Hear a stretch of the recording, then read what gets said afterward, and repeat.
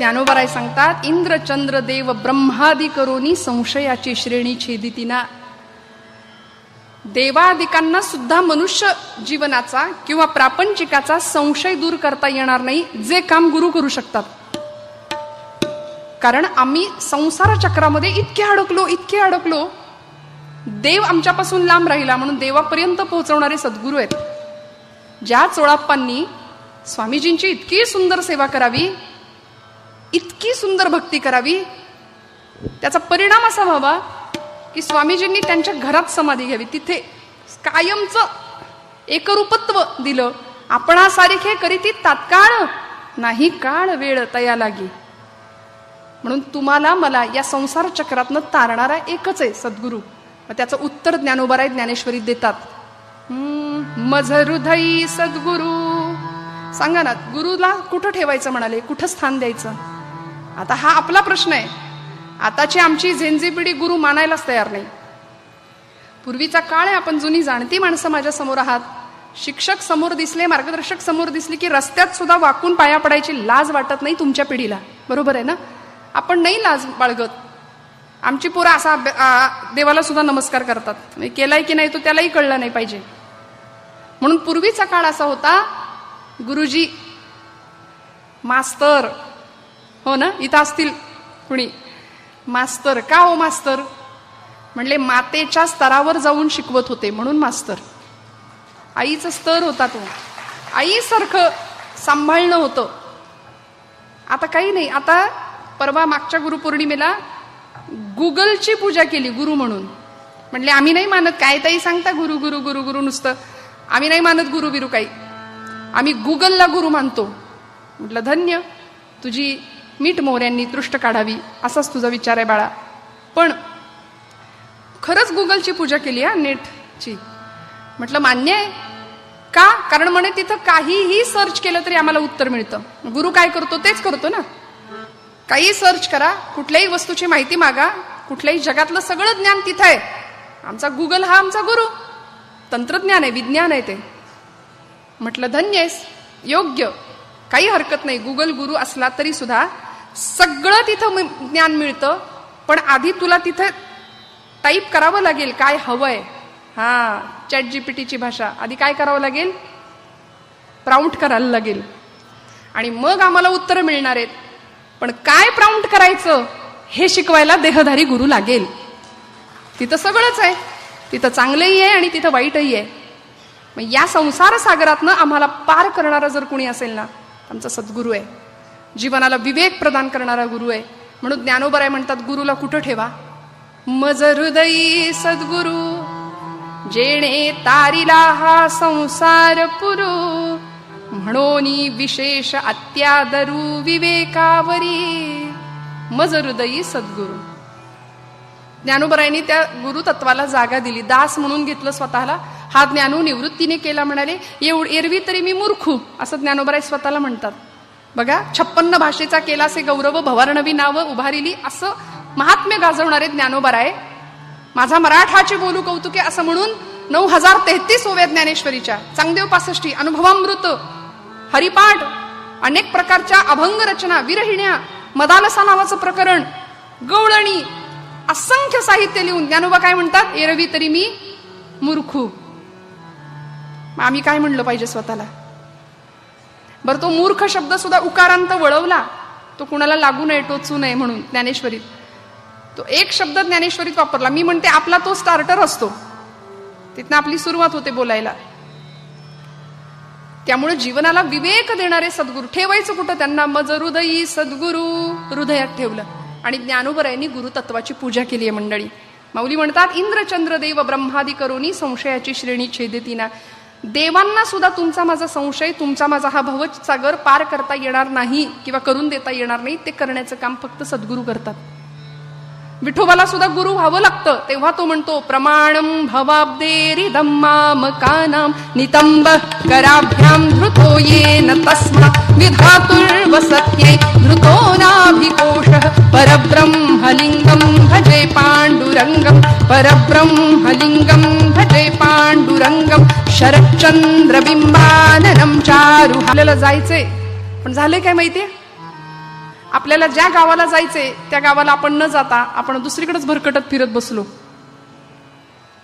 आणि मग आम्हाला सांगावं लागतं, खरा होई जागा श्रद्धेसहित. कसा होशी त्यावेळी तू स्वामी भक्त, कितीदा दिला बोल त्यांनीच हात, नको डगमगू स्वामी देतील साथ. विभूती नमन नाम ध्यानादि तीर्थ, स्वामीच या पंच प्राणामृतात. हे तीर्थ हे आठवीरे प्रचिती, न सोडी कदा स्वामी जाघे हाती. निशंक हो निर्भय हो मनारे. प्रचंड स्वामी बळ आहे पाठीशी रे, ते आहेत समोर उभे. फक्त असं नाही, परमार्थ असू दे, गुरुभक्ती असू दे, आपल्याला प्रयत्न तर करावे लागतील. प्रपंच किंवा परमार्थ सगळ्यामध्ये प्रयत्न हा पहिला टप्पा आहे. तुम्ही जर असं म्हणाल असेल माझा हरी तर माणसाने एवढं लक्षात ठेवायचं, हरी काही वेडा नाही. स्वामी आहेत, पण आपण आधी एक पावलं चालूया. मग 1% केला की पुढची 2 शून्य ठेवायला ते समर्थ आहेत. 100% ते करतील. पण आपण आधी सुरुवात तर केली पाहिजे. चांगल्या विचारांनी जगण्याला, चांगल्या विवेकाच्या मार्गावर चालण्याकरता आपली सुरुवात झाली पाहिजे. आणि हे केल्यानंतर गुरुतत्वदर्शन, गुरुतत्वाचा प्रसाद, कृपाप्रसाद आपल्याला मिळणार आहे. अनेक उदाहरणं आहेत मंडळी आपल्या संत साहित्यामध्ये, आपल्या परंपरेमध्ये. ब्रह्मचैतन्य गोंदवलेकर महाराजांनी 9व्या वर्षी घर सोडलंय. गुरुभक्ती करता सबंध भारत पालथा घातलाय महाराजांनी. आणि नांदेड जिल्ह्यामध्ये यवतमाळ जवळ असलेलं येहळगाव नावाचं गाव, त्या गावच्या तुकामाई नावाचे संत आहेत, त्यांचा शोध घेतला महाराजांनी. किती तितिक्षा, किती त्रास सहन करावा लागतो गुरुची भेट होण्याकरता. आम्ही सहज म्हणतो आम्ही गुरु केला. गुरु करायचा नसतो, गुरु मिळायचा असतो. योग्य वेळ आली की तो शिष्याच्या जीवनामध्ये आपला प्रकाश टाकतो. मंडळी, आम्ही अनुग्रह घेतो, माळ हातात असते, पण संशय आमचा जात नाही. मनामध्ये संशय आहे ना. मग एकदा अनुग्रह घेतलाय, एक जण गेला समर्थांकडे, तुकोबरायांकडून अनुग्रह घेतला होता आणि समर्थांकडे आला. समर्थांना म्हणाला, महाराज अनुग्रह करा. समर्थ म्हणले, एवढं सोपं असतं का रे अनुग्रह मिळणं? अनुग्रह करा म्हणाले. आधी कुणाकडून घेतलायस का? म्हणले, हो घेतलाय, पण ते काही कामाचं नाही म्हणले मंत्र. हे आमचं असंच आहे. संशय, विश्वास नाही. संशयात्मा विनश्यती, भगवान गोपालकृष्ण सांगतात. संशयी माणूस स्वतःही सुखी होत नाही आणि जगालाही सुख लागू देत नाही. म्हणून विश्वास असावा. किती विश्वास? संतांची पायी हा माझा विश्वास, सर्व भावे दास झालो त्यांचा. आम्ही आरंभ शूर हा या न्यायाने आमची सुरुवात तर होते खरी. जपाचं नवीन माळ, नवीन आसन, सुरुवात झाला. उपासनेला सुरुवात होते खरी. 4 दिवस निघून गेले की मनात विचार येतो, बसूनच कशाला करायला पाहिजे, उभं राहून केलं जमतंय. मग असा सुरुवात जप होतो, श्री स्वामी समर्थ किंवा रामकृष्ण हरी रामकृष्ण किंवा श्री राम जय राम, जे ज्याचा मंत्र असेल तो. 4-5 दिवस असे निघून गेले की परत 5व्या दिवशी मनात विचार येतो, उभं राहून कशाला करायला पाहिजे, सगळी कामं येता जाता उठता बसता आम्ही नाम घेऊ शकतो. मग ते सुटलं सातत्य. काही दिवसांनी माळच कशाला हातात घेतली पाहिजे, मनाची माळ, नुसता जप होऊ शकतो म्हणून माळ सुद्धा बाजूला पडली. असं करता करता करता नाम थांबलं, संपलं नाम.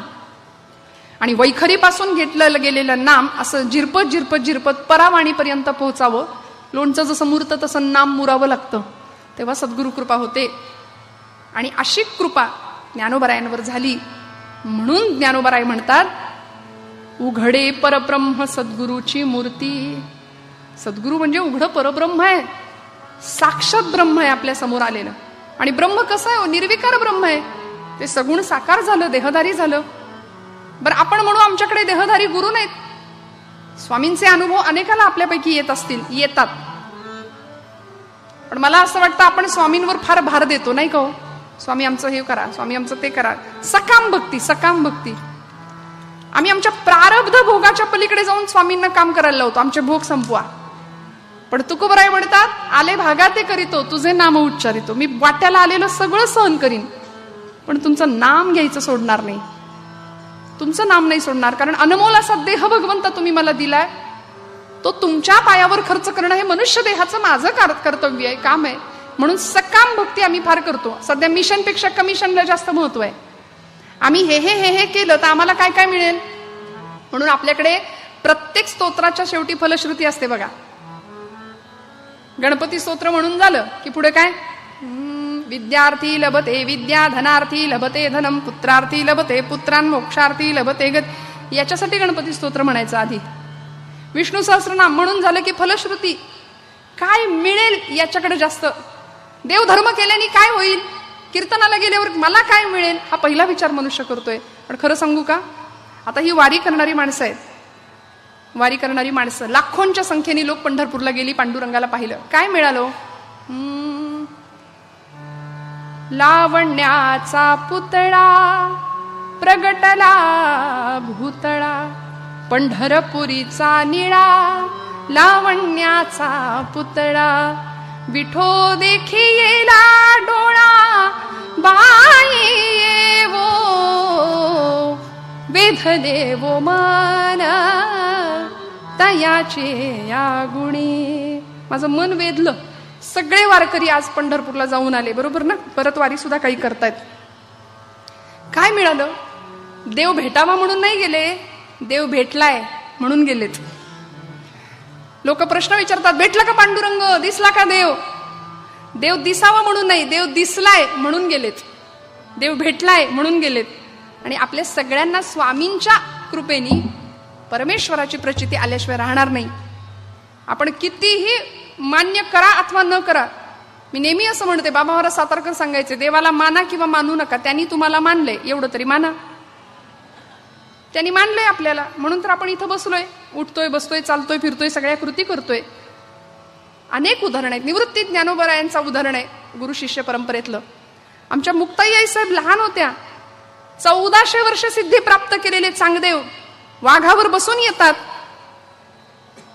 मुक्ताबाई आई साहेब चांगदेव 65चा अर्थ उलगडून सांगतात चांगदेवांना, ज्ञानोबांनी लिहिलेल्या. आणि त्यावेळी असं लोटांगण घालतात या चारही भावंडांच्या पायावरती. मुक्ताबाई आई साहेब म्हणतात, दादा आता यांना खांद्याला धरून उठवा, नाही तर प्रहरभर तरी हा काही आता उठायचा नाही. इतका पश्चाताप झाला याला. डोकं टेकलं, गळगळगळ नेत्राश्रू व्हायला लागले. आणि त्यावेळी मुक्ताबाई आई साहेबांनी म्हणावं, माझं 1400 वर्षांचं बाळ आलंय. लहान होत्या त्या. पूर्ण कृपा झाली, पूर्ण कृपा झाली. आई साहेब म्हणतात, निर्गुणाचे डहाळी पाळणा लाविला, तेथे पुत्र पहुडला मुक्ताईचा. बाळ झालं 1400 वर्षाचं. आणि या पलीकडे जाऊन चांगदेव महाराज स्वतः म्हणतात, चांगदेव म्हणे आजीचे जन्मलो, गुरुपुत्र झालो मुक्ताईचा. 1400 वर्ष जगून माझी सगळी सिद्धी वाया गेली, पण मी आज जन्माला आलो असं मला वाटते. मी माझ्या आईचा पुत्र झालो, आज मला तिने स्वीकारलं. किती कृपा करावी हो. छत्रपती शिवाजी राजांनी समर्थांकडे जावं, समर्थांना सांगावं, हे राज्य तुमच्या झोळीत द्यायला आलोय समर्था. समर्थांनी झोळी नाही घेतली, राज्य नाही स्वीकारलं. उलट आई जगदंबेला प्रार्थना केली, तुझा तू वाढवी राजा. आई माझ्या राजाला सामर्थ्य दे, माझ्या राजाच्या तलवारीला सामर्थ्य दे. आणि असा सामर्थ्य संपन्न राजा भूमीला मिळाला, या धरणी मातेला मिळाला, या हिंदू भूमीला मिळाला. याचं कारण आहे गुरुभक्ती त्यांनी केलेली. नितांत सुंदर गुरुभक्ती छत्रपतींनी केली आहे. स्वामी विवेकानंद योद्धा संन्यासी म्हणून जन्माला आले. योद्धा कधी संन्यासी नसतो आणि संन्यासी कधी योद्धा नसतो बघा. असे योद्धा संन्यासी होते. शंका होती मनामध्ये, रामकृष्ण परमहंसांकडे गेले कलकत्त्याला. आणि तिथं दक्षिणेश्वरचे ते पुजारी असलेले रामकृष्ण परमहंस निर्विकल्प समाधीचा अनुभव द्यायला गेले. सुरुवातीला कुठल्याही प्रकारची तयारी नव्हती, पण गुरुस्पर्श झाला मस्तकाला. तसं असं स्वामीजी चरित्रात वर्णन करतात. सगळं जग विरघळायला लागलं माझ्या आजूबाजूचं.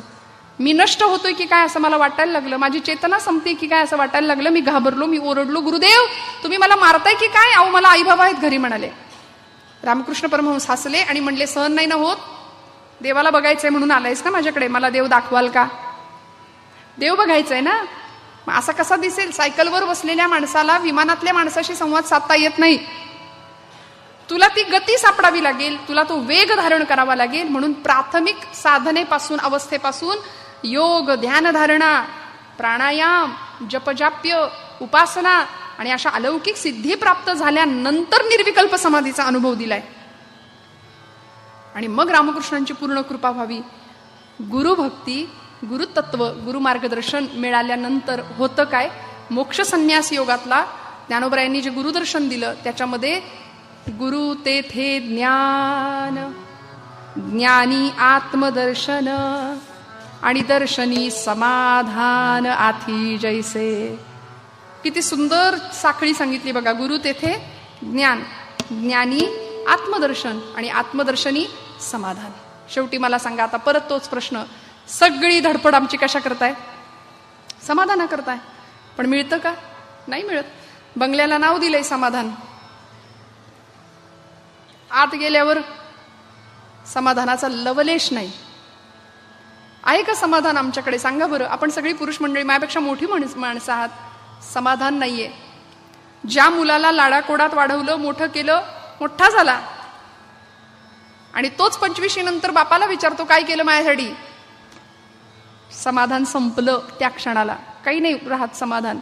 म्हणून खरं समाधान प्रपंचात शोधायचंच नाही. संतांनी सांगितलं कुठं समाधान आहे? सदा नाम घोष करू हरिकथा तेणे सदा चित्ता समाधान. समाधान, समाधानाची श्रीमंती जर प्राप्त करायची असेल तर ती भगवत भक्तीमध्ये, ती गुरुभक्तीमध्ये, आणि ती या सगळ्या मार्गातच आहे. आणि असा मार्ग आम्हाला ज्ञानोबराय देतात. माऊली म्हणतात, ज्ञानदेव म्हणे गुरुचा मी दास, नेणे साधनास आन काही. मी माझ्या सद्गुरूंचं दास्यत्व पत्करलंय. निवृत्तीनाथांची किती सुंदर भक्ती करावी ज्ञानोबरायांनी. ब्रह्मगिरीची प्रदक्षिणा करत असताना निवृत्तीनाथांना गहिनीनाथांचा अनुग्रह झालाय. परंपरा केवढी मोठी आहे नाथ संप्रदायाची, सोपी नाहीये. माऊली स्वतः हरिपाठात सांगतात, आदिनाथ गुरु सकळ सिद्धांचा, मच्छिंद्र तयाचा मुख्य शिष्य. मच्छिंद्राने बोध गोरक्षासी केला, गोरक्ष वोळला गहिनी प्रती. गहिनी प्रसादे निवृत्ती दातार, ज्ञानदेव सार सोजविले. माऊली म्हणतात आमची परंपरा एवढी मोठी आहे, आदिनाथांपासून आलेली ही परंपरा आहे. त्यामुळे आम्ही नाथ संप्रदायाचे पाईक आहोत. आणि ही वारकरी संप्रदाय मुलं खूप कमी दिसली संख्येने. तरुण मंडळी माझी खूप कमी आहेत. का? त्यांना असं वाटतं हे सगळं नंतर, रिटायरमेंट नंतर करायचं, आता नाही. आता नाही, पण आयुष्यभर जर आम्ही केलं ना तर भगवंत आम्हाला शेवटच्या क्षणाला सांभाळतो. स्वामी सांभाळतात. कबीरांना विचारा, ओठ कंठ चले नहीं जिव्हा रटे नारा, राम हमारा जप करे हम बैठे आराम. कबीरा हम बैठे आराम. जेव्हा काही चालत नाही, इंद्रिय शिथिल होऊन जातात, गलित गात्र देह होतो ना, त्यावेळी आयुष्यभर जर गुरुभक्ती, गुरुसेवा, भगवन नामस्मरण केलेलं असेल तर त्या क्षणाला आमचे गुरु, सद्गुरु, परमेश्वर आम्हाला सांभाळतो. ओठ कंठ चले नाही, उठलेलं बसवत नाही, बसलेलं उठवत नाही, खाल्लेलं खाता येत नाही धड, नाही का? त्यावेळी जिव्हा रटेन राम म्हणता सुद्धा येत नाही, लांब म्हणतो आपण. लांब आले, लांब आले, लांब, मग तो लांबच जातो. असं नाही चालत. मग राम हमारा जप करे हम बैठे आराम, त्या वयामध्ये भगवंत आम्हाला सांभाळतो.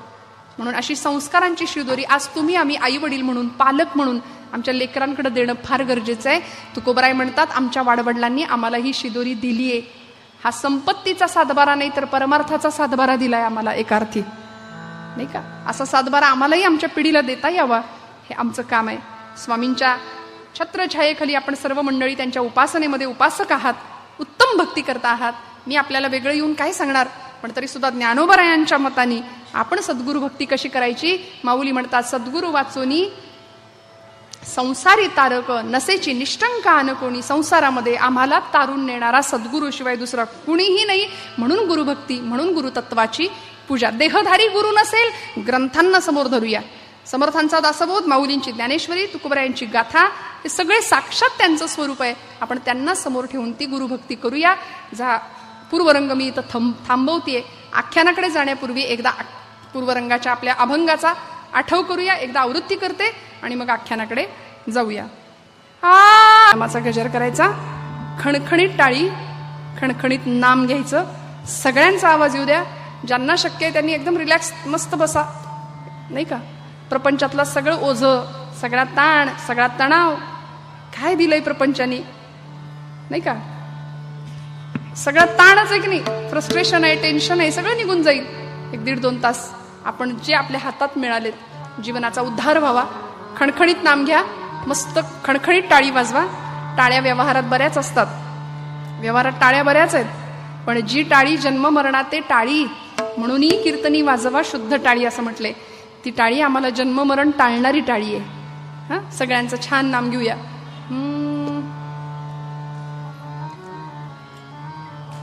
दिगंबरा दिगंबरा श्रीपाद वल्लभ दिगंबरा. सगळ्यांचा आवाज वर, हात वर, टाळी टाळी. हो दिगंबरा दिगंबरा श्रीपाद वल्लभ दिगंबरा. सगळ्यांचा आवाज.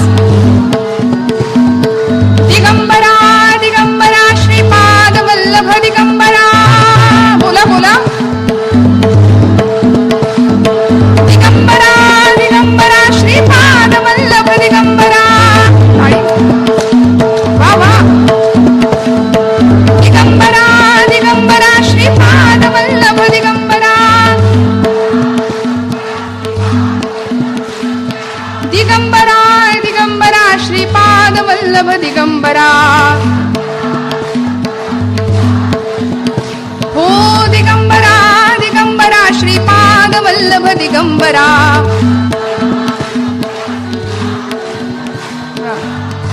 दादा सगळे दिसू देत ना, बघा किती छान छान भजन करतायत. कॅमेऱ्यामध्ये सगळे दिसू देत, किती सुंदर. सगळ्यांना वाटलं पाहिजे मी आली पाहिजे की नाही कॅमेऱ्यात. बघा आता छान भजन करा.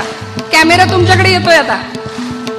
दिगंबरा दिगंबरा श्रीपाद वल्लभ दिगंबरा. टाळी टाळी. दिगंबरा दिगंबरा श्रीपाद वल्लभ दिगंबरा. ओ दिगंबरा दिगंबरा श्रीपाद वल्लभ दिगंबरा. दिगंबरा दिगंबरा श्रीपाद वल्लभ दिगंबरा. दिगंबरा दिगंबरा श्रीपाद वल्लभ दिगंबरा. दिगंबरा दिगंबरा श्रीपाद वल्लभ दिगंबरा. दिगंबरा दिगंबरा श्रीपाद वल्लभ दिगंबरा. दिगंबरा दिगंबरा श्रीपाद वल्लभ. काषाय वस्त्रं करदण्डधारिणं कमण्डलुं पद्मकरेण शङ्खं चक्रं गदाभूषितभूषणाढ्यं श्रीपादराजं शरणं प्रपद्ये. दिगंबरा दिगंबरा श्रीपाद वल्लभ दिगंबरा. दिगंबरा दिगंबरा श्रीपाद वल्लभ दिगंबरा. दिगंबरा दिगंबरा श्रीपाद वल्लभ दिगंबरा.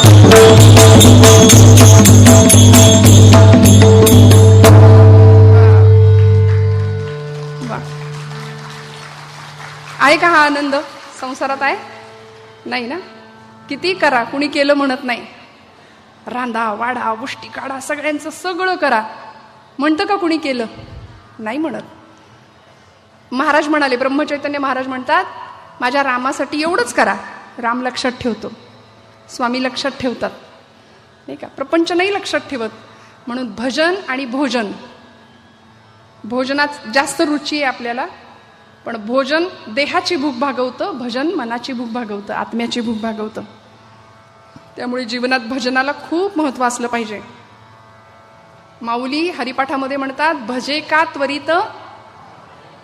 कुणीतरी म्हणलं असं नाही, माऊली म्हणले भजे खा त्वरित भावनायुक्त. अयो म्हटलं हे काय, असा अर्थ नाही काढायचा याच्यातून. भजे का त्वरित भावनायुक्त. भावनायुक्त अंतःकरणाने आपल्याला भगवंताचं भजन करायचंय.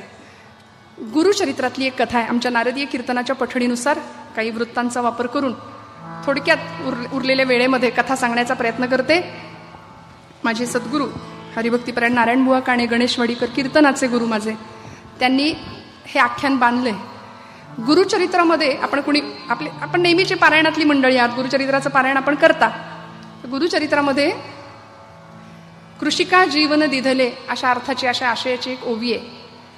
गाणगापूरला दत्तप्रभूंचं वास्तव्य असताना एका शेतकऱ्यावर प्रभूंनी कृपा केली आहे.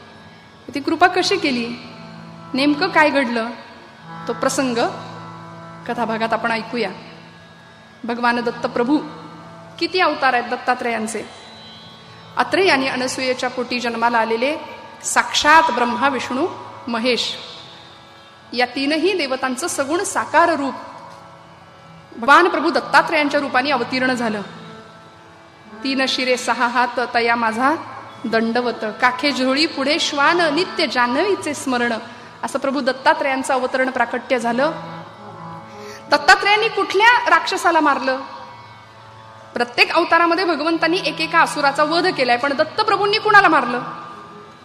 तर त्याचं उत्तर असं आहे, दत्तप्रभूंनी मत्सर नावाच्या राक्षसाला मारलंय. अहंकार नावाचा राक्षस मारलाय. आता सुद्धा हा राक्षस सगळ्यांच्या जवळ असतो नाही का. अहंकार आहे, मत्सर आहे, विकार आहे, द्वेष आहे, ईर्ष्या आहे. स्वामींची उपासना का करायची? मनातले हे सगळे विकार दूर होण्याकरता. दत्त उपासना का करायची? हे सगळे विकार दूर करण्याकरता गुरुस्मरण आहे. आणि अशा दत्तात्रेय प्रभूंनी आपलं अवतार कार्य संपवलं. किती गुरु केले हो? 24 गुरु केले दत्तप्रभूंनी. जो जो जयाचा घेतला गुण, तो तो मी गुरु केला जाण. गुरुसी आले थोरपण, जग सर्वत्र गुरु दिसे. सगळ्या जगात गुरुतत्व दिसायला लागलं. कारण ज्ञानाची कक्षा एवढी मोठी आहे. जन्माला आल्यापासून जीव प्रत्येक क्षणाला ज्ञान ग्रहण करतो, समृद्ध होतो. त्यामुळे गुरुतत्व जगात पाहिलं. प्राण्यांना सुद्धा सद्गुरू केलं, गुरु केलं दत्तप्रभूंनी.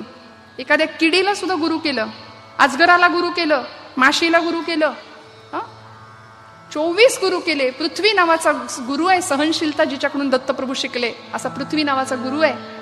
अशा 24 गुरूंना ज्यांनी समोर ठेवलं असे दत्तप्रभू.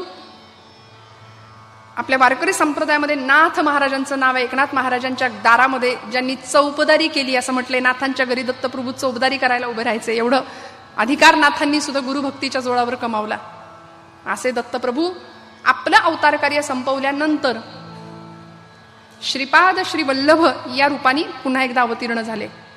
त्यानंतर श्री नृसिंह सरस्वती स्वामी महाराज या रूपाने गाणगापूरला अवतीर्ण झाले.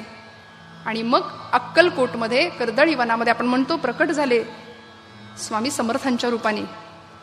अक्कलकोट निवासी श्री स्वामी समर्थ महाराज असे पुढचे दत्तप्रभूंचे अवतार आहेत. आणि अलीकडच्या काळामध्ये पंत महाराज बाळेकुंद्रीकर असतील, गुणवणी महाराज असतील, ही सगळी दत्त अंशावतारीच सत्पुरुष आम्ही समजतो. आणि अशा या दत्तावतारामध्ये गाणगापुरात ज्यांचं वास्तव्य असे श्री नृसिंह सरस्वती स्वामी महाराज. लाडकारंजांचा त्यांचा मूळ जन्म. पण गाणगापूरला ज्यावेळी स्वामी राहत होते ना, गाणगापूरच्या मठामध्ये ज्यावेळी त्यांचं वास्तव्य होतं, त्यावेळी अनेक घटना घडल्या. त्यावेळी कर्तुम अकर्तुम अन्यथा कर्तुम अशा सामर्थ्याचा अनुभव भक्तांना प्राप्त झाला. आणि त्यावेळी गाणगापूरमध्ये घडलेली ही घटना. काय घडलं? हरिले गर्वा त्रिविक्रम यतीच्या गर्वा हरुने पुत्र दिला मांझेला. त्रिविक्रम यतीच्या गर्वा हरुने पुत्र दिला मांझेला. मृतपती संजीवनासी केले, मृतपती संजीवनासी केले, मृतपती संजीवनासी केले. ऋषिकासी वश झाला त्यासी, ऋषिकासी वश झाला रामा हो साधुजी रामा राजा राम कवोजी. अनेक भक्तांचा उद्धार प्रभू दत्तप्रभूंनी त्या काळामध्ये त्यांच्या अवतारामध्ये केला. आणि गाणगापूरमध्ये भगवंताचा मठ आहे, दत्तप्रभूंचा गुरुदेवांचा मठ आहे. आपण कुठे गाणगापूरचं दर्शन घेतलं असेल आपल्याला लक्षात येईल. त्या गाणगापूर पासून 2 नद्यांचा संगम आहे गाणगापूरमध्ये. कुठला? एक भीमा आणि अमरजा नदीचा संगम आहे. मग या मठापासून भीमा अमरजा नदीच्या संगमापर्यंतची जी मधली वाट आहे किंवा जे मधलं अंतर आहे ते आता 2 मैलाचं असेल, की नाही. मग त्या रस्त्यावर मध्यभागी एक विश्रांती कट्टा नावाचं ठिकाण आहे, आजही आहे. विश्रांती कट्टा असं नावाचं एक ठिकाण आहे. त्यावेळी तो विश्रांती कट्टा का बांधला तर तिथे एक घटना घडली.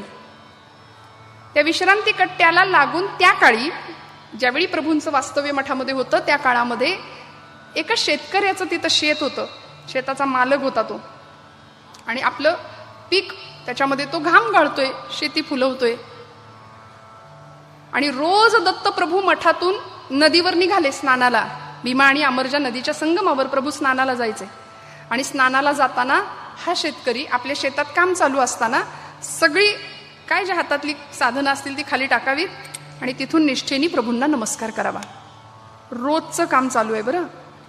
तासनतास मंदिरात जायला नसेल जमलं, पण आपल्याकडे कर्मयोग सांगितला, कर्मे ईशू भजावा. माऊली म्हणते, अगा सर्वात्मका ईश्वरा, स्वकर्म कुसुमांची वीरा, पूजा केली होया पारा तोषा लागी. कर्म फुलं भगवंताला अर्पण करावीत.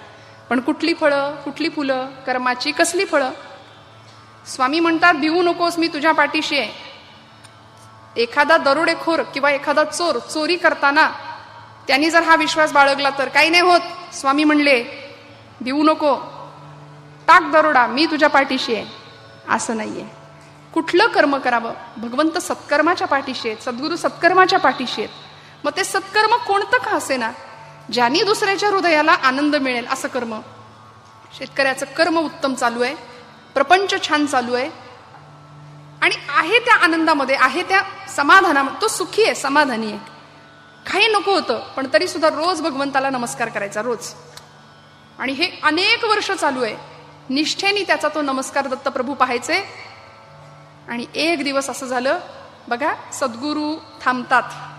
मी सांगते ना, गुरु करायचा नसतो, गुरु मिळायचा असतो. आयुष्यामध्ये वेळ येते, सद्गुरू आपणहून येतात.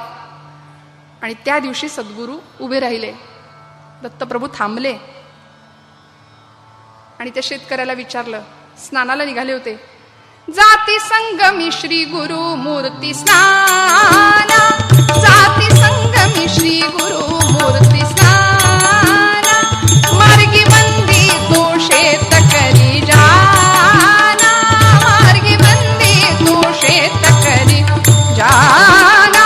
त्यास पुसती हो, त्यास पुसती श्री गुरु मूर्ती राणा, काय इच्छा मनी सांग थोर सारा, काय इच्छा मनी सांग तो सारा, काय इच्छा मनी सांग थोर सारा.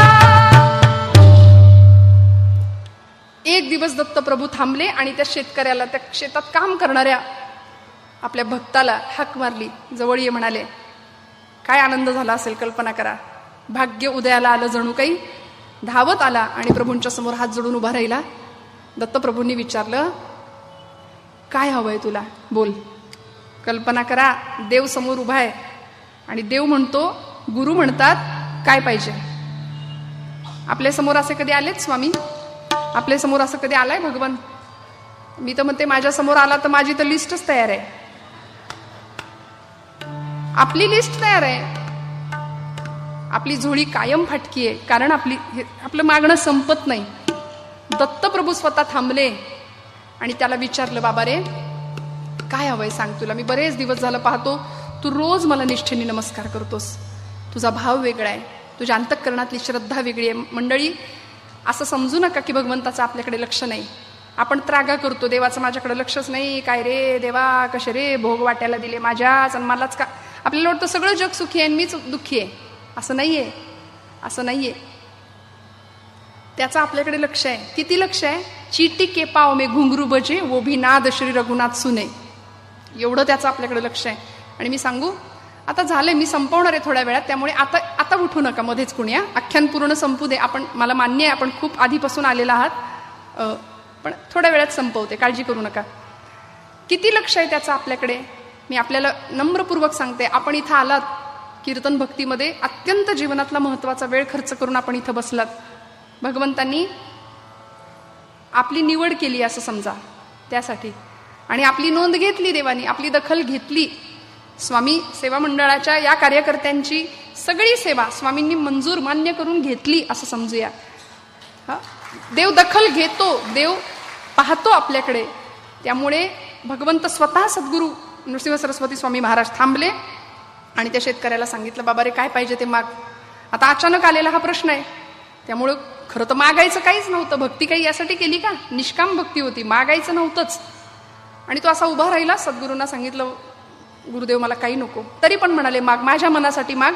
6:30 वाजत आले, तुझं मागणं पूर्ण झाल्याशिवाय मी पुढे जाऊ शकत नाही, लवकर सांग काय लवकर हवं ते माग. तो म्हणाला, गुरुदेव मला खरंच काही नको, खरंच काही नको, माझ्या इच्छेसाठी माग, माझ्या प्रसन्नतेकरता माग. तो म्हणाला, स्वामी महाराज मला खरंच काही नको, पण तुम्ही माग माग माग माग म्हणून माझ्या माग लागलायसा, म्हणून मागतो तेवढं द्या म्हणजे झालं. आणि काय मागितलं? महाराज, महाराज आम्ही अडाणी आहे, आम्हाला काय बी कळत नाही तुम्हाला काय मागायचं, पण तरी पण मागतो तेवढं द्या. महाराज अडाणी आम्ही, महाराज अडाणी आम्ही, अहो काय मागायचं. महाराज अडाणी आम्ही, महाराज अडाणी आम्ही, अहो काय मागायचं. महाराज, महाराज.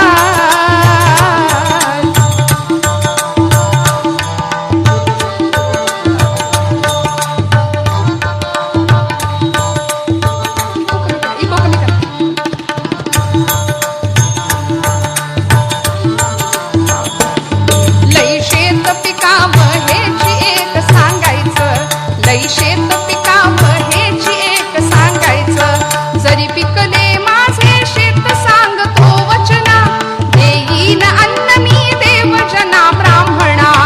मागण मागण मागण झणी दावुनी दया पुरवायचं, लई शेत पिकावं हेची एक सांगायचं, लई शेत पिकावं हेची एक सांगायचं. महाराज अडाणी आम्ही, महाराज अडाणी आम्ही, अहो काय मागायचं, अहो काय मागायचं. महाराज नाही कळत आम्हाला काय मागायचं ते नाही कळत, एकदा तुम्ही सांगा कसं मागायचं असतं, काय मागायचं असतं. तुम्ही सांगशीला तेच मागून दुसरं नाही मागायचं म्हणला. महाराज म्हणाले, तुला हवं ते माग. त्यावेळी त्या शेतकऱ्यांनी, त्या शेताच्या मालकानी काय मागितलं ऐका. तो म्हणाला, स्वामी महाराज माझ्या शेतात भरपूर धान्य पिकतंय, मी घाम गाळतो, धान्य पिकतं पण पोटापुरतंच पिकतंय, मग माझी इच्छा आहे मला सुद्धा अन्नदान करायचंय, मला सुद्धा देवाब्राह्मणांना दान करायचंय. मग असं करा, तुम्हाला जर द्यायचंच आहे ना तर माझ्या याच पिकावर भरपूर धान्य द्या, की जेणेकरून माझ्या कुटुंबाचं पोट भरून मी लोकांना देण्यातला आनंद घेईन. बघा मागायला सुद्धा कळावं लागतं. समोर जगाचा बाप आहे, त्याच्याकडं वाटेल ते मागता आलं असतं, वाटेल ते मागता आलं असतं. पण या शेतकऱ्याचा भाव पाहिला भगवंतांनी, दानाची इच्छा आहे म्हणून या पिकावर भरपूर धान्य द्या. स्वामी महाराज म्हणाले, चालेल, तुला हे दान मिळेल किंवा तुला हा प्रसाद मिळेल, पण हा पण आला की मोठी परीक्षा असते. बघा आयुष्यात सुद्धा आमच्या पण बराच असतो. सगळं छान आहे, सगळं छान आहे, अमुक आहे तमुक आहे, पण संसारामधला हा पण आहे ना, तो प्रत्येकाला त्रास देतो. आणि सद्गुरू परीक्षा पाहतात, परीक्षा पाहतात. आपल्याला सगळं मिळण्यामध्ये, समजा जर एखादी गोष्ट नाही मिळाली तर ते न मिळण्यामध्ये आपलं कल्याण आहे हे समजून जायचं. सांगितलं, पण बाबा मी स्नानाला निघालोय, तुला माहिती आहे परत येण्याची वेळ, कारण परत येण्याच्या आधी मी तिथं विश्रांती कट्ट्यावर थोडा वेळ विश्रांती घेतो. मग आता मी माघारी येण्याच्या आधी मधल्या वेळामध्ये तू एक काम करायचं. तो म्हणाला, हो तुम्ही म्हणाल ते काम करेन, तुम्ही सांगाल ते आज्ञा पालन करेन. तुझ्या शेतात आत्ता जे धान्य उभं आहे, ज्वारीची कणसं अशी शेतावर मस्त वाऱ्यावर डुलत होती, हो उभं राहिलेलं पीक, गुरुदेवांनी सांगावं आत्ता उभं असलेलं पीक कापून आडवं कर, सगळं पीक कापून आडवं कर, मी येण्याच्या आत हे काम पूर्ण कर. तो म्हणाला, चालेल, निष्ठावंत होता. गुरुदेव निघून गेले आणि मधल्या वेळामध्ये त्यांनी शेत कापायला सुरुवात केली, उभं पीक कापायला आडवं करायला सुरुवात केली. काम 4 गडी कामाला सांगितले आणि हळूहळू ही बातमी पोहोचली त्यांच्या घरापर्यंत, सगळ्या गावात पोहोचली, गाणगापुरात, बायकोपर्यंत, म्हणजे ते गृहमंत्रीच की त्यांच्यापर्यंत पोहोचली. आणि तिने आकांड तांडव करायला सुरुवात केली. कुणाची परवानगी घेतली? गावच्या पाटलाला जाग करायला गेली. पाटील पाटील, अहो यासनी कोण गुरु भेटलाय? आणि त्या गुरुच्या नादी लागून माझ्यावर गुरु गुरु करतोय. म्हणले लवकर चला, शेतात चला. माझ्या धन्यानी उभं पीक कापायला सुरुवात केली आहे. लवकर चला आणि त्याला समज द्या तेवढी. गुरु नवे हा महाभयंकर, घातक अमुचा जाणा.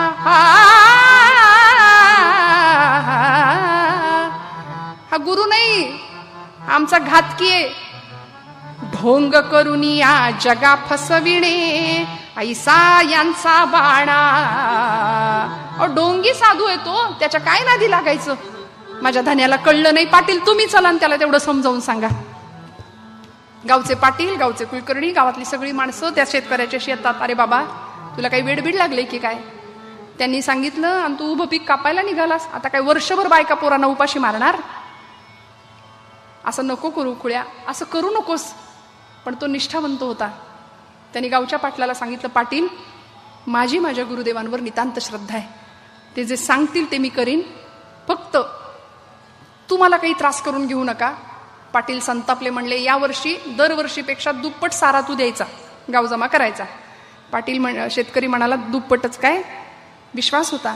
तशीच जर येळ आली तर दसपट सारा तुम्हाला देईन. झालं, निघून गेले सगळे माघारी. आता वेळ संपत आली होती. सद्गुरू माघारी येण्याची वेळ जवळ आली होती. वेळेत पीक कापून आडवं करायचं होतं म्हणून 4 गडी कामाला सांगितले. बायकोला पण कामाला लावली. इथं थांब, सगळं पीक कापायचं, सद्गुरू येणार आहेत माझे, त्यांची आज्ञा आहे.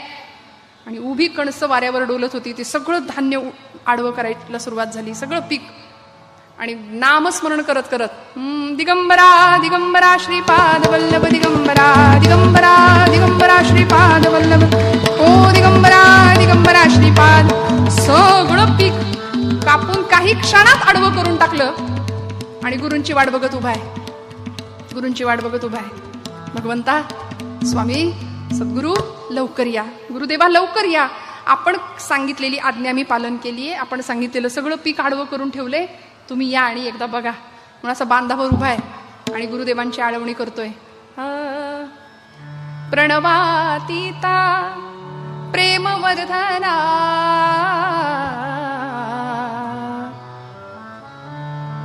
प्रकाश मूर्ते शरण तुला मी तुम्हाला शरण आलोय. या एकदा माझं पीक बघा, मी कापलेलं पीक बघा, माझं शेत बघा. माझं माझं माझं माझं करता करता उपरती झाली. अरे यातलं माझं काहीच नाही. आपल्याला ही उपरती होणं फार गरजेचं आहे मंडळी. आपण माझं माझं माझं गोळा करतो. संसार या शब्दाचा अर्थ सांगू का? संसार, संसार या शब्दाचा अर्थ संसरती इति संसार हा म्हटलंय. संसार म्हणजे सारायचंय, बाजूला सारायचंय, त्याला संसार म्हटलंय. आपण त्याबरोबर उलट करतो, आपण गोळा करतो आणि त्याला संसार म्हणतो. बाजूला सारणं याचं नाव संसार आहे.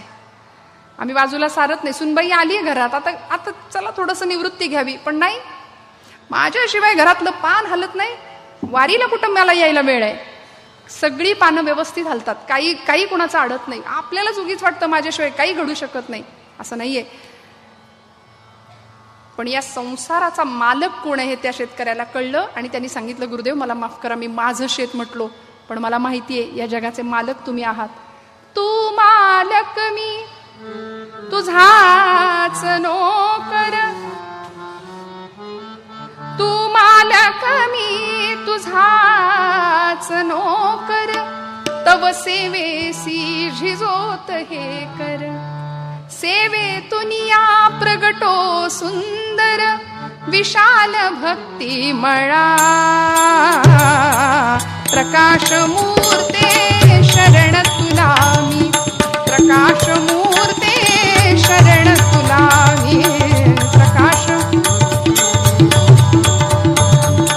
दत्त दिगंबर गावो रसना, तव दर्शन या घडू द्या नयना. नसो जगतिया उगाच केवळ माया मोहलडा.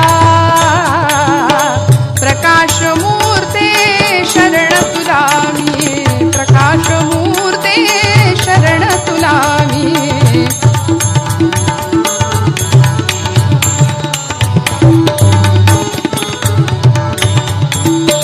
तू आई मी तुझे लेकरू, तू आई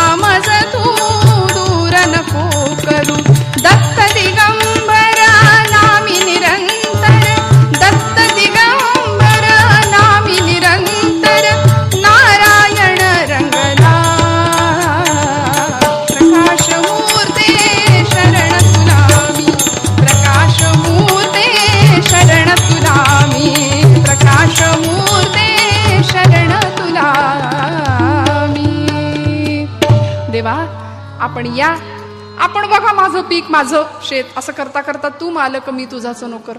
बरं हेही नातं फार लांबचं पडलं, कारण संप सत्याग्रह झाले की मालक नोकराचं नातं कुठं टिकतं. मग म्हणले त्याच्या पलीकडचं नातं, तू आई मी तुझे लेकरू. आता हे नातं नाही कुणी तोडू शकत. तू माझी आई आहेस या. आणि आज गुरुदेवांनी मुद्दाम उशीर केला होता. पीक कापायला सांगणं ही पहिली परीक्षा, आणि आता दुसरी परीक्षा सुरू आहे. वाट पाहायला लावली. आपण वाट पाहायला तयार नसतो मंडळी, आपल्याला तेवढा वेळच नाही. मला वेळ नाही हे जगातलं सगळ्यात खोटं वाक्य दिवसातनं 10 वेळा बोलतो आपण. मला वेळ नाही, मला वेळ नाही. पीक कापायला सांगणं ही पहिली परीक्षा होती. गुरुदेवांनी वेळ लावला. हा बांधावर उभा आहे, वाट पाहतोय. गुरुदेव या, लवकर या, आज का बरं उशीर केला? का थांबला तुम्ही हो, झणियावे कापले पहा पीक.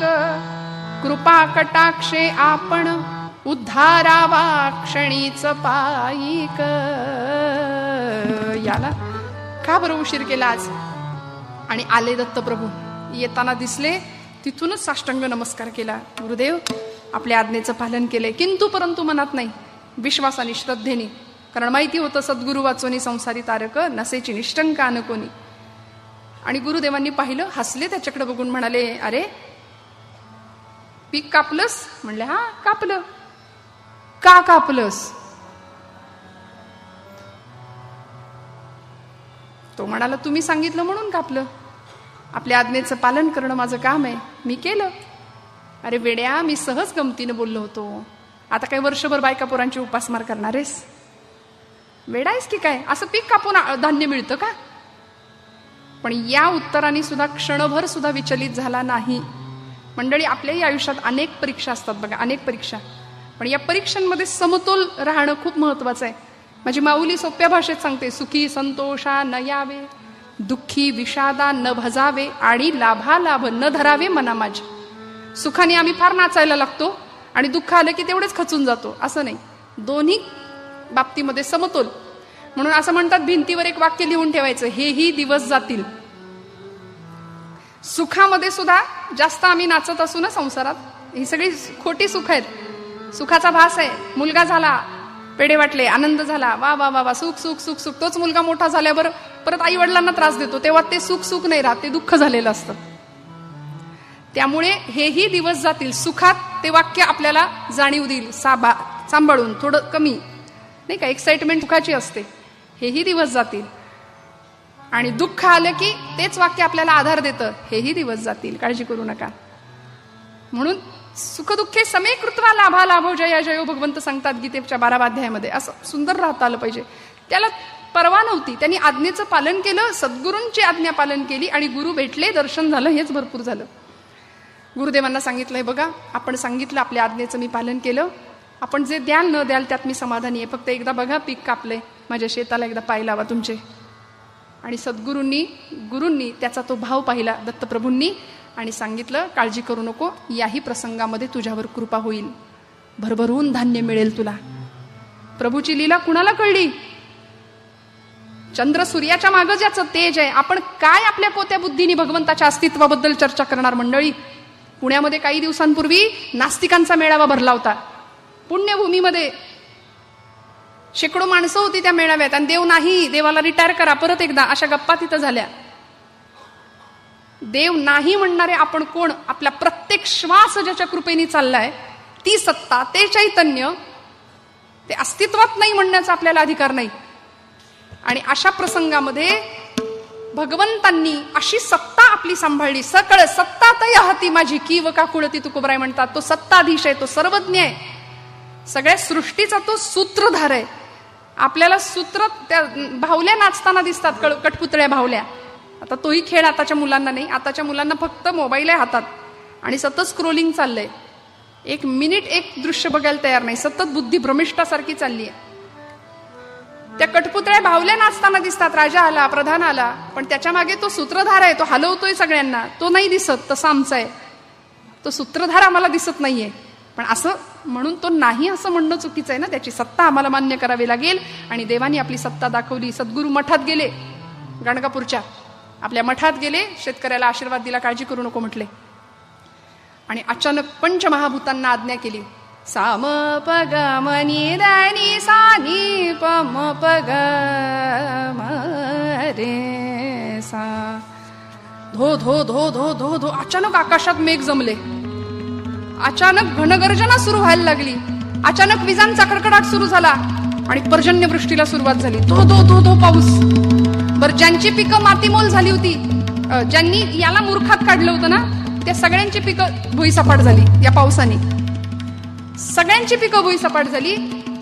आणि हे एक क्षेत्र एवढं भाग्याचं ठरलं की पीक नुकतंच कापलेलं सड होते जमिनीमध्ये, एका सडाला 20-20, 25-25 अंकुर फुटले. आणि त्याच जमिनीत, त्याच जागेत दुपटीनं तिपटीनं धान्य वाढायला सुरुवात झाली.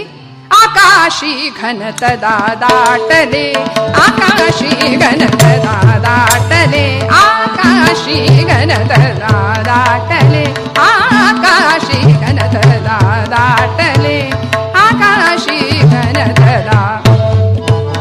वर्षत अमृतधारा, वर्षत अमृतधारा, वर्षत अमृतधारा, आकाशी घनत दाटले, आकाशी घनत दाटले. धो धो धो धो पर्जन्यवृष्टी, विजांचा कडकडाट, चम चम चम चम विजा चमकती, चम चम चम चम विजा चमकती, खड खड खड खड मेघ गरजती, खड खड खड खड मेघ गरजती, घड घड घड घड मेघ गरजती, चम चम चम चम विजा चमकती, घड घड घड घड मेघ गरजती, चम चम चम चम विजा चमकती, घड घड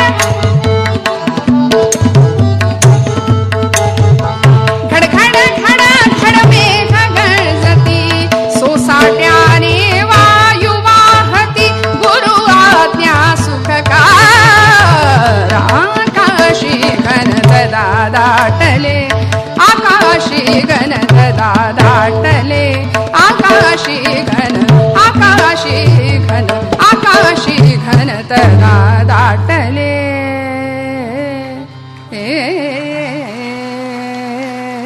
धो धो धो धो पाऊस पडावा, सगळी पिकं मातीमोल झाली. हे एक क्षेत्र एवढं भाग्याचं ठरलं. आणि दिवसामागून दिवस गेले, पीक जोमानं वाढायला लागलं. आणि ते वाढणारं पीक बघून सगळ्या गावाला आश्चर्य वाटलं. शेतकऱ्याची बायको होती की नाही, तिला आधी संताप होता गुरुदेवांबद्दल, डोळ्यात लाली होती, आता लाली गेली आणि लीला दिसली देवाची. आणि तिने सगळ्या बायकांना गोळा करावं आणि सांगावं, बघा तरी आमचं पीक बघा, आमचं शेत बघा, गुरूंची काय कृपा असते. पिके होती सुंदर आली, भगवंताची गुरूंची एवढी मोठी कृपा झाली की ते मातीमोल झालेलं क्षेत्र बाकीच्यांचा, आणि हे क्षेत्र एवढं भाग्याचं ठरलं. पिके होती सुंदर आली, परिपर्जन्ये भूमी लोळली, अगणित हानी तदा जाहली, गुरुनिंदा ही फळास आली.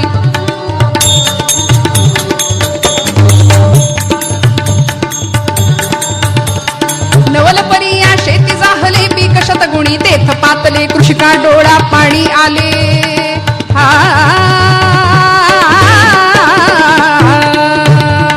कृषिका डोळा पाणी आले, पाहुनी पत्नी वचना बोले. कृषिका डोळा पाणी आले, पाहुनी पत्नी वचना बोले. काय सांगू बायानो, सगळ्या बायकांना गोळा केलं. कृषिका डोळा पाणी आले, पाहुनी पत्नी वचना बोले.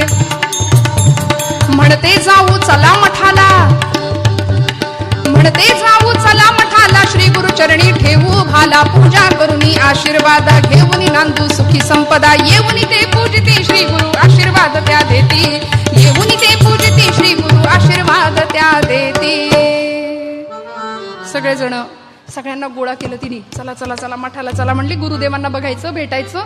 एवढं मोठं धान्य आमचं उभं राहिलं, एवढं पीक सुंदर उभं राहिलं, सगळ्यांची पिकं मातीमोल झाली. गुरुचरित्रातली ही कथा आहे. कथा म्हणजे एक फक्त ओवी आहे, आणि त्या ओवीवरून आम्ही कीर्तन करा. आमचं कामच आहे ना, मोठी कथा रंगवून सांग. ओवी एवढीच आहे.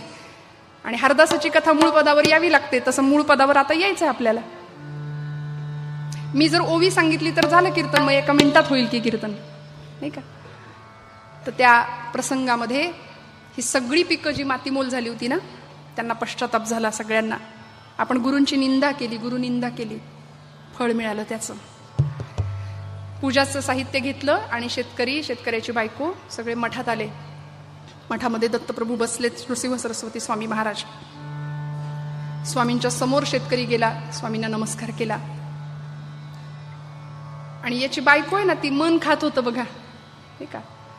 आपण ज्यावेळी कुकर्म करतो, निंदा करतो, त्यावेळी जगाने काही म्हणण्याची गरज नसते, आपलंच मन आपल्याला जास्त खातं. आणि ती गुरूंसमोर जायला धजेना, अशी दारामागे उभी राहिली. गुरुदेवांनी सांगितलं, बाई समोर ये, अशी समोर ये, काळजी करू नकोस, तू माझ्या दासाची पत्नी आहेस, तू कशीही वागलीस तरी तू माझ्या भक्ताची, तू माझ्या दासाची पत्नी आहेस, त्यामुळे ज्यात माझ्या दासाचं भलं तेच तुला लाभलं. चिंता करू नकोस, काळजी करू नकोस, सगळं मिळेल. गुरूंचं देणं असं आहे, भगवंताचं देणं असं आहे. मंडळी, सगळ्यांनी गुरुतत्वाची त्या पूजा केली. आणि मग काय हो, झाली आता आपली वेळही संपली आहे. पूजेचं फळ काय मिळालं, उपासनेचं फळ काय मिळालं, भक्तीचं फळ काय मिळालं? फळ एकच, अनंत हस्ते कमलावराने, देता किती घेशील दो कराने, नेईल जेव्हा ती तू क्या कराने, किती रक्षिसे मग दो कराने. अनंत हाताने तो आपल्याला देतो, इतकं देतो, इतकं देतो, इतकं देतो. त्याचे अनंत हात आहे, अनंत बाहू. ऐकलं ना आपण, अनंत बाहू आहेत त्याचे. तो आदी आहे, तो अनादी आहे, तो द्यायला बसलाय. देव उदार, देव उदार. वेळच आली ना तर तो स्वतःला सुद्धा देऊन टाकतो. म्हणून तर पांडवांच्या घरच्या उष्ट्या पत्रावळ्या सुद्धा त्यांनी उचलल्यात. द्रौपदीच्या घरचं भाजीचं पान जेवून तृप्तीचा ढेकर दिलाय अखिलकोट ब्रह्मांडाच्या नायकांनी. कबीराच्या घरचे शेले विणले, जनाई बरोबर जात्यावर दळण दळलंय. अजून सांगू, सजन कसाया विकू लागे मांस. सजन कसायासोबत मांस सुद्धा विकू लागला. चोखोबांची ढोरं सांभाळली, दामाजींचं रक्षण केलं, सगळ्यांसाठी सगळं केलं. तू का म्हणे त्याचा देव सर्व भार चालवी का मार होऊन या. फक्त म्हणाले आपलं समर्पण तिथं गरजेचं आहे, आणि ते देत नाही आपण, म्हणून आपल्याला ही अनुभूती मिळत नाही. भगवंताचं देणं इतकं मोठं होतं. पुढच्या काळामध्ये इतकं मोठं धान्य तिथं, म्हणजे ही रास पडली धान्याची. ज्यांची पिकं मातीमोल झाली होती त्यांना वाटून टाकलं, गरजेपुरतं घरात ठेवून झालं, तरी धान्य शिल्लक राहिलं. लोकांना वाटलं तरी शिल्लक राहिलं, संपेच ना. देणं असं आहे देवाचं. आणि मग एक क्षण असा आला की गावच्या पाटलाला बोलवून घेतलं, सांगितलं, पाटील मी आपल्याला सांगितलं होतं, वेळ आली तर दसपट सारा मी तुम्हाला देईन, हे धान्य घ्या आणि गावच्या गोदामात सांभाळून ठेवा. कधी दुष्काळाच्या वेळी लोकांना मदतीची गरज वाटली तर ते धान्य वाटा. देवाचं देणं असं आहे मंडळी. म्हणून आपण आपल्या पातळीवर जीवन जगत असताना भगवंतांनी दिलंय, आपण आपलं कर्तव्य कर्म उत्तम मार्गाने करत असताना, जोडून या धन उत्तम व्यवहारे या न्यायाने करत असताना, भगवंताचं देणं आणि त्याच्याविषयीची कृतज्ञता विसरायची नाही. कायम कृतज्ञ राहूया त्यांनी दिलेल्या प्रत्येक गोष्टीसाठी, प्रत्येक श्वासासाठी. मुखात अन्न घास घेताना सुद्धा, मुखी घास घेता करावा विचार, कशासाठी हे अन्न मी सेवणार, घडो माझी या हातूनी राष्ट्रसेवा, म्हणून मिळावी मला शक्ती देवा. प्रत्येक कर्म भगवंताच्या चरणावर अर्पण. आणि अशी सेवा केल्यानंतर सद्गुरूंची कृपा होते, कारण सद्गुरूच आम्हाला या सगळ्या भवसागरात न तारतात. ज्ञानोबराय म्हणतात, ज्ञानदेव म्हणे गुरुचा मी दास, ज्ञानदेव म्हणे. आरतीची तयारी करा, आपण कीर्तनाची म्हणून आरती करूया. गुरुचा मी दास, नेने साधनास आन काही, नेने साधनास आन काही. सद्गुरु वाचोनी, सद्गुरु वाचोनी संसारी तारक, सद्गुरु वाचोनी संसारी तारक, सद्गुरु वाचोनी संसारी तारक. नसेची निष्ठंक आन कोणी, नसेची निष्ठंक आन कोणी, नसेची निष्ठंक आन कोणी. हो सद्गुरु वाचोनी संसारी तारक, सद्गुरु वाचोनी संसारी तारक, सद्गुरु वाचोनी